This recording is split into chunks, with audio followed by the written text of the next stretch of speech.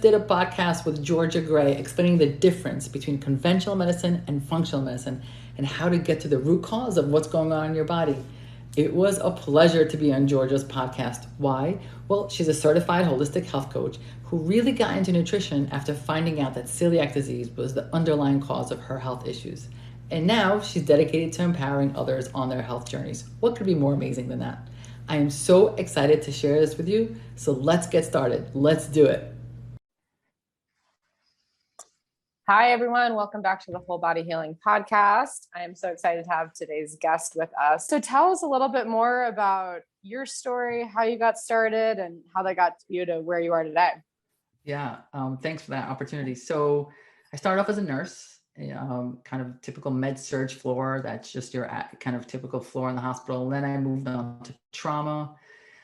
So anything you think I've seen it and worse. And after that, I decided to go on to become a nurse practitioner. And my first job out of school was in a community health clinic for underserved population, which was great because it really made me a better clinician, because you don't have access to a lot of testing, right? When people are underinsured or uninsured, you can't just, order a million tests. So you have to become a better clinician. And then my experience there, I said, I think I could do this on my own as well. So I turned to my wife and said, what do you think about opening up a place? And I don't know why she didn't say no. Turns out she's as crazy as I am. And she's like, sure, that's a great idea. So we opened up EG Healthcare. And that's the first thing that you mentioned there, which is kind of when you think of EG Healthcare, think of your doctor's office. It's just run by NPs. And so we do adult, pediatric, kind of conventional medicine. There's a very important role for conventional medicine. It's really important if you're sick to get certain medications. However, as you know, and I'm sure your audience knows, there is a population that is not sick, but is not well. Mm-hmm. And there is no room for unwellness in conventional medicine. So in other words, you come in and you're like, hey, doc, NPPA, I'm just not feeling optimal. I'm feeling a little tired. I'm feeling a little blah. And they run the usual tests and everything's fine. Yeah. And they say, yeah, you're fine. See you next year. And I used to do the same thing. And I never realized how disempowering it is, because you're fine. Right. But the patient's like, but I'm not fine. And there's no malice. Your doctors are not mean people. They're very well educated. It's just the tool set that we have in conventional medicine looks for disease. And if there's no disease, then there's no treatment, and then there's no conversation. And also for those who already may be diagnosed, the answer is always medication. Not because of big pharma. There's no big conspiracy theory. It's just because it's what we're taught, right? Yeah. There's an algorithm to it. And I always like to say that because your docs are not bad people. And I do the same thing, right? If somebody has pneumonia, I'm going to give them antibiotics. But what about that subset of people who don't fall in that? And so that's, where the new method came in. I know I'm talking a lot, but I'm going to be quiet in a moment. Through a personal story, I'll share that with you in a moment, I realized I need to bring more to my patients. And so over time, I went back to school, started studying integrative medicine, functional medicine, got my PhD. And that's how I invented the new method. And now I'm going to take a pause. I love that. And I really like your perspective on, conventional Western medicine too, because my belief is similar, where it doesn't have to be so black and white, where it's like, you don't have to only take more holistic approaches or go conventional route. I think there's room and space and beautiful things in both. And so how cool for you to, combine kind of the best of both worlds, if you will. Yeah. And I appreciate that, because, so let's take example, somebody who's already on cholesterol medication or already on blood pressure medication. I think it would be inappropriate to say, hey, stop that. Right. Let's just take supplements. So the ideal situation would be implementing lifestyle change, slowly, maybe, changing the parameters, lowering the cholesterol, getting that blood pressure down, then slowly titrating the patient off medication. So you need, because in that moment when that patient has hypertension and cholesterol, You take them off those meds in the name of being natural, you're running a risk, that they could die. Right. So I do think having your legs in both worlds with the goal of trying to do things with lifestyle as much as possible is the optimal way. Absolutely. So can you break down for listeners the difference between conventional medicine, integrative medicine, functional medicine? Can you kind of share all that? Yeah.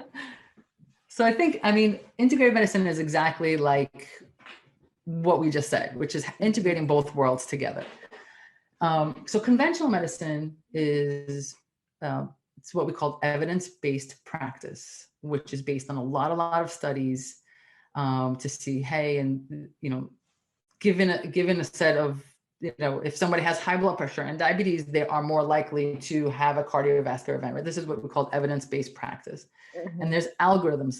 If this person is this age and has this kind of blood sugar, this kind of medication should be given. And then there's certain screenings, right? At age 50, we should do a colonoscopy. Age 40 is a mammogram. And so there's this prevention, there's diagnosis, and that's conventional medicine. Again, it's more about diagnosing and treatment. There is some conversation of prevention and screening, but it doesn't really look for the root cause. Why do I have hypertension, right? But why do I have diabetes?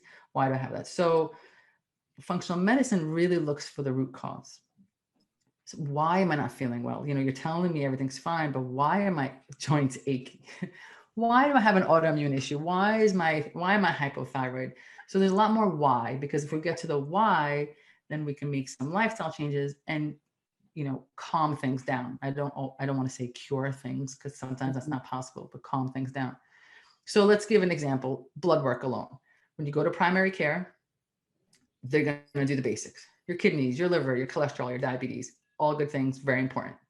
Functional medicine is going to look at inflammatory markers. You're not going to look at inflammatory markers in primary care because you can't treat it. But in functional medicine, you want to see it. You say, hey, you're inflamed. Let's look at your diet, because if we bring down the inflammation, it may help your autoimmune flare up, right? But there's nothing to do. It's not tested for primary because there's nothing to do for it. Genetic markers. So I always like to look for what's called the Alzheimer's gene, APOE, because again, why would you do that in primary care? It's just going to frighten your patients, because what are you going to tell them? Great, you might have Alzheimer's. Functional medicine, you say, hey, it's in your genes, but guess what? If we make lifestyle changes, it doesn't have to get expressed. So it's different testing. Saliva testing, we do cortisol testing in my office for adrenal fatigue. Mm-hmm. Conventional medicine doesn't believe in adrenal fatigue. It's either on so or wild. It's off. It's so wild. It's either on or you're off, and both of them are in the ICU, but there's apparently nothing in the middle. Right. And functional medicine is of course there has to be something in the middle. And so even the concept of just testing saliva, you don't test saliva in conventional medicine. Interesting. The fluid of choice is always blood. And there's just kind of no conversation around saliva testing. Huh.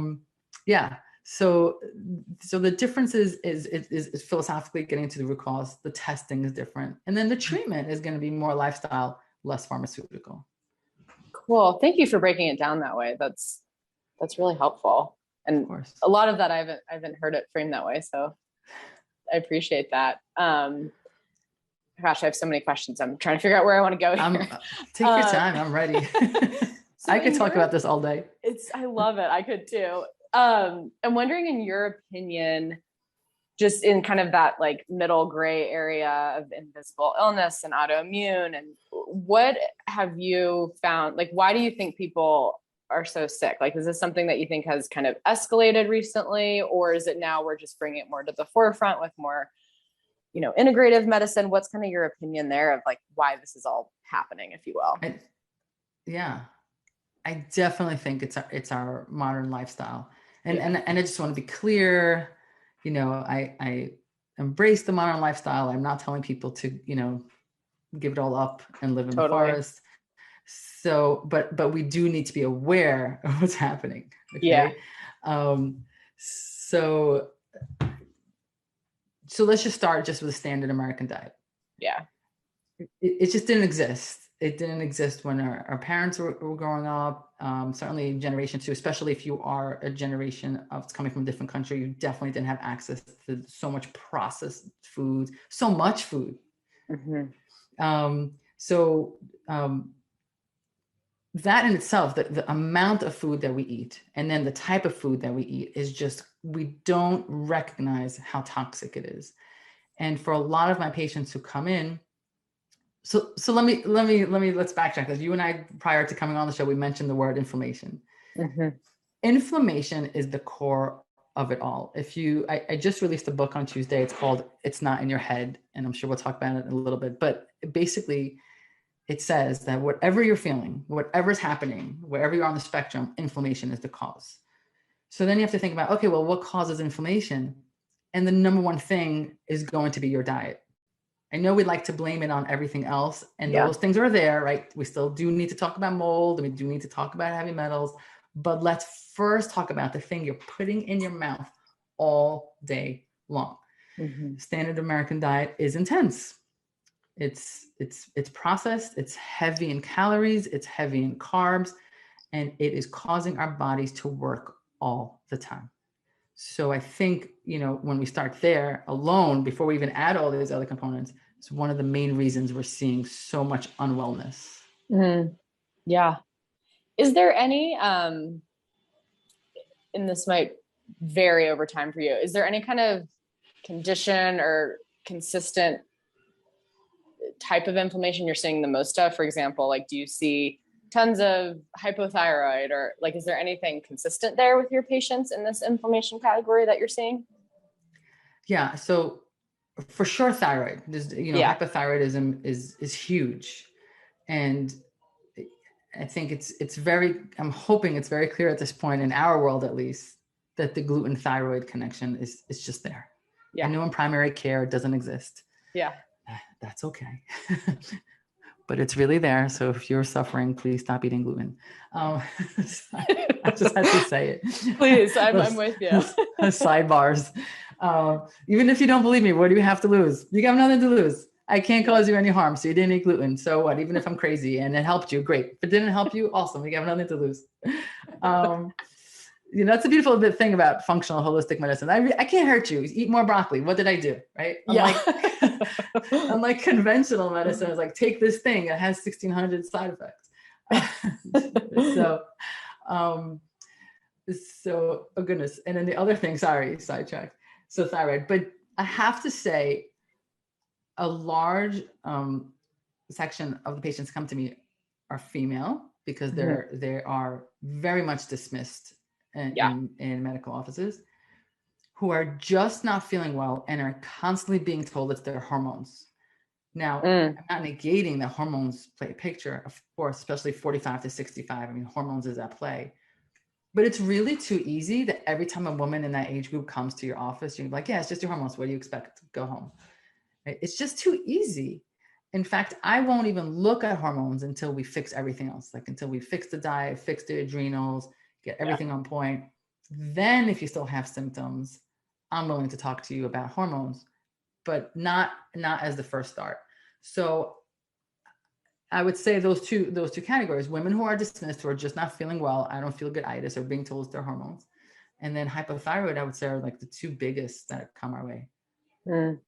I've said this on the podcast before, but I was like, if I had $1 for every client that has come to me because they've been dismissed, I'm like, I could just retire. I mean, I'd be done. Yeah, literally. That's why I entitled the book "It's Not in Your Head," because there's an insinuation there, right, that it's in your head, because they send you to all the specialists, and I'm glad that you go to specialists. It's important to rule out a pathology, right? And then you come back and you're like, but I still don't feel well. And I went to the neurologist, I went to the GI, I went to, I got everything done. Well, they're like, well, maybe you're just anxious about your health. Here's some anxiety meds. And I'm not against anxiety meds, but I don't think this is appropriate here. Maybe there's something else going on. So yeah, and that's, like you said, if I had $1 for every person that came in, who said that? So who would you say, I guess if someone is really new to integrative medicine, like who would you say could benefit from it? And what are things to look out for when finding an integrative provider? It's such an amazing question. Everyone can benefit from it. So there's a kind of three categories of patients that I talk to. One is the patient, as I said earlier, who doesn't feel well, and everyone keeps telling he or she that they're fine.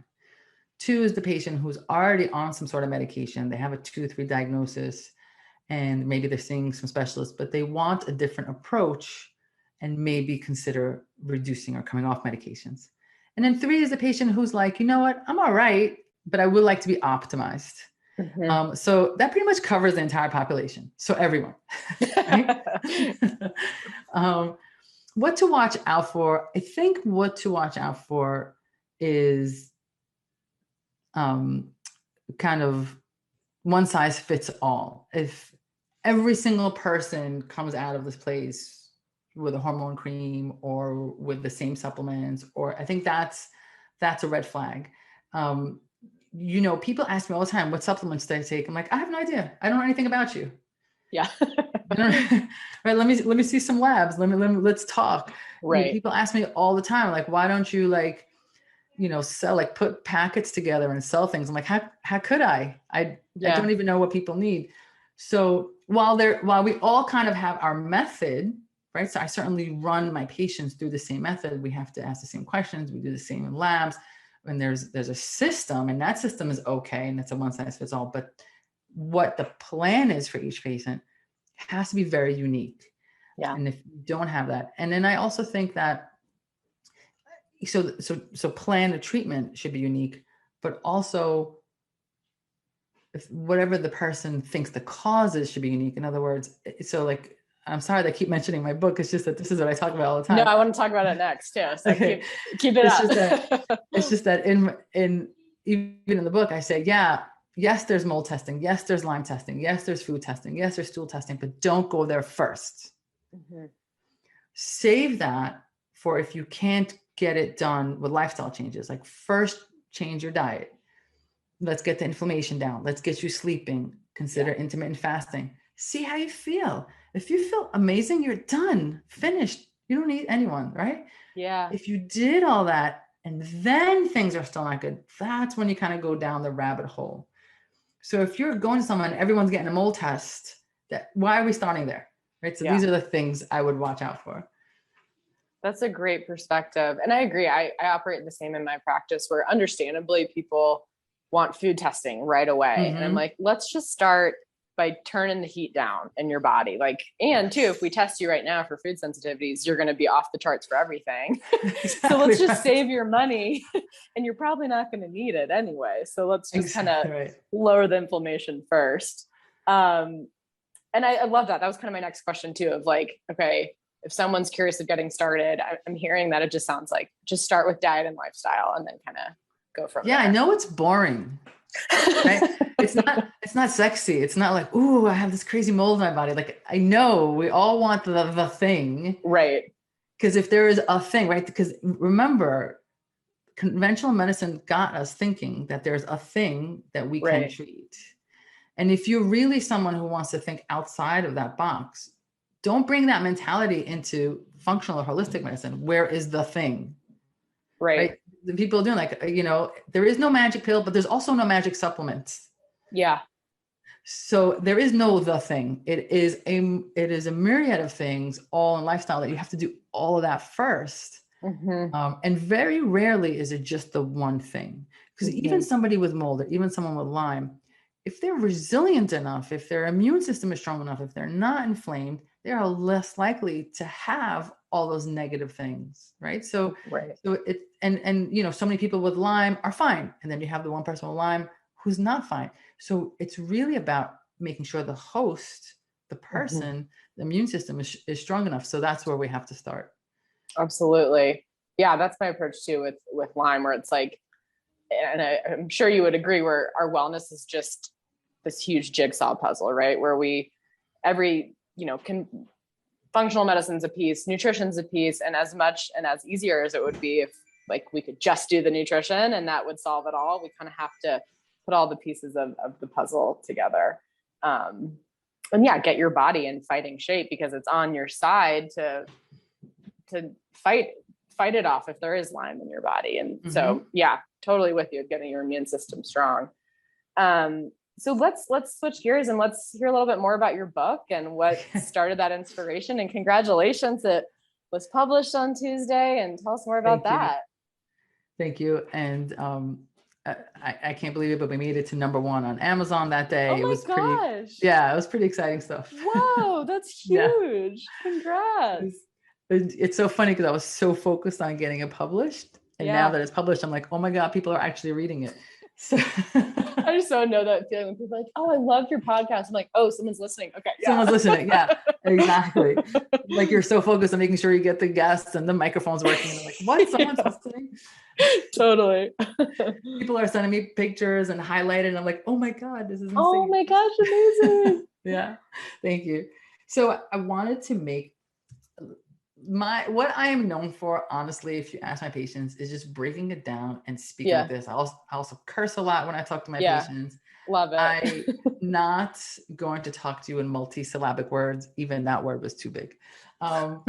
So I wanted to create a book that was accessible like that too, because exactly what you asked me, where do I start? You know, I'm on TikTok. People are coming to me from all parts of the country. Where do I go? What do I start? So there's some things you could do. And the book really says, do these things. And when you feel great, hand the book to someone else. Like you're done with it. Yeah. So of course, I'll tell a little bit about my personal story, how I got there. And then we talk about inflammation. I explain inflammation. I give like a general overview of the type of diet that I recommend. I don't go into too much detail because again, you want to customize it, but there are some major players that we should remove. Sleep, super important. We have to get 7 to 8 hours sleep. I talk about intermittent fasting. Intermittent fasting is a game changer for inflammation.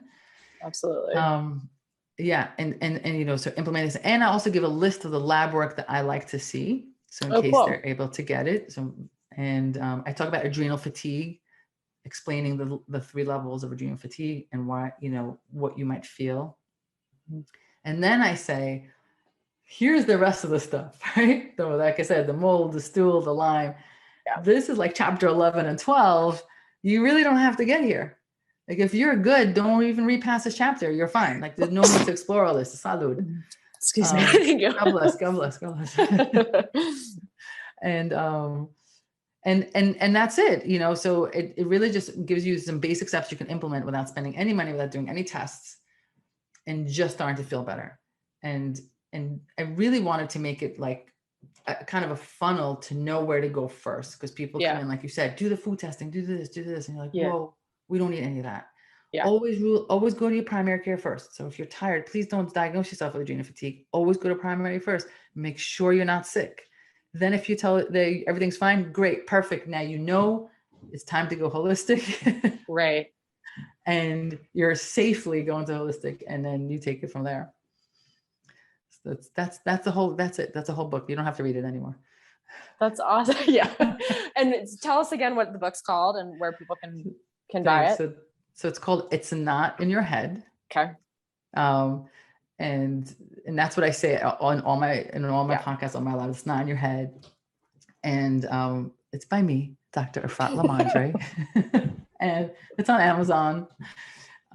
So I'm sure, I don't know if you put in It's Not in Your Head, I don't think there's a lot of things that come up with It's Not in Your Head. So you'll be able to find it. That's such a perfect title. Amazing. I can't wait I'll have to check that out and read that myself. And that's huge for you as a provider and a business owner. So congratulations. Thanks. It's been an interesting ride. That's awesome. So kind of on that note of business, and we mentioned at the start of the show how you do some public speaking. You have kind of this, theory, idea of the health of your business starts with you. Can you tell us a little bit more about what that means? Since on this pod, we also talk business building and entrepreneurship. Absolutely. So I think there's a few prongs to that. First and foremost, you can't run yourself down, right? You have to walk the walk. So, right. I'm sure you do this as well. So people look to you like people will comment if I have bags under my eyes, like, did you not sleep? And I'm like, I slept. I promise. I got my 7 hours in, right?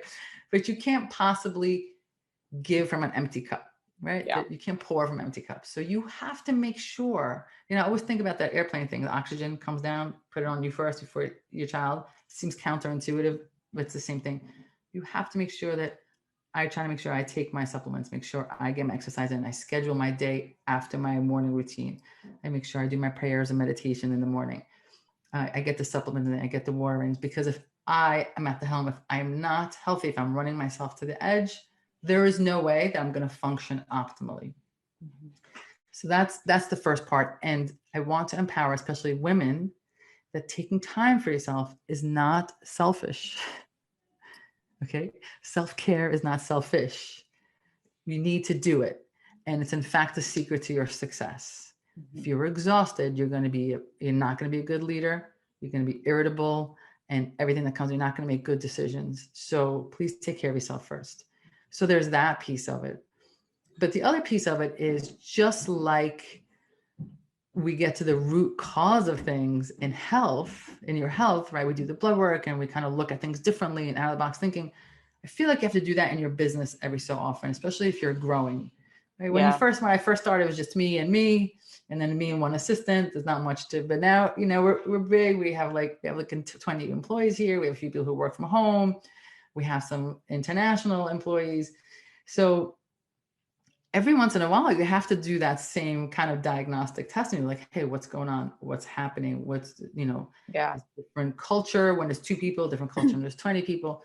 And you have to kind of take a moment and put your whole business through a health check every so often, and do those steps. And if that means, like back to basics, I have to drink my water, and back to basics, I have to, maybe have more frequent meetings with the staff, things that maybe you felt you grew out of. Sometimes going back to basics is really important. So it's concrete in the sense of literally it begins with you, but it's also metaphoric, and literally the same process that you're putting towards your health, you should put towards your business. I'm with you. And I think I've definitely learned that the hard way of that, it was about, a year ago, I had such a wake up call where I was just so stressed, so overcaffeinated. My hair was falling out. I'm up at 6 a.m. working out. I'm grinding in my office all day. I'm not taking breaks. And as you know, it's your body keeps score and it lets you know. And it was, again, that wake up call of like, okay, you can't be telling people to slow down and take care of themselves when like you literally have your hair falling out. It's time to chill. Yes, exactly. And 2, it's like, never have I ever gotten more clients or success from just grinding at my desk. It's like, I get influx of people when I go on vacation, and I get creative ideas when I go and take a hike. And, so I love that you, prioritize that. And especially for, female entrepreneurs, I think it's so important. Female entrepreneurs is so important. Yes. Mm-hmm. Putting yourself first. We're taught not to do that all the time. Absolutely. And it's hard because it's like your business is your baby to a certain extent, and you've worked so hard and you don't want to mess it up, but working harder isn't going to solve it. It's not. It takes you to a certain point. Of course, we're not talking about, you can't just have the vision and not do the work. Absolutely. So, and that's the fine line. Cause sometimes when I'm coming up and people say that, you're like, well, no, you need to work hard. Right. Cause but we don't mean not working, getting it done. We just mean don't kill yourself. Right. I do want to say something else about business in general. What I discovered with the business is that I came into it worried about the patients, with a certain thing in mind. And what really blindsided me in a good way is that I have the opportunity to use the business as a platform to help the team that works for me. And that's something I never envisioned. Cool. So as the business grew, we're able to offer microloans for because we hire, we're women owned, women run. Mm-hmm. A lot of the women here are single moms. A lot of the women here we're second chance employers. So even if you came out of jail, rehab, whatever, if you're ready for the second chance, we're ready to give you the second chance. In fact, I have to say some of my top employees are people who had significant past and came through it, because who's stronger than you if you came through it? There's nobody Yeah. stronger than you.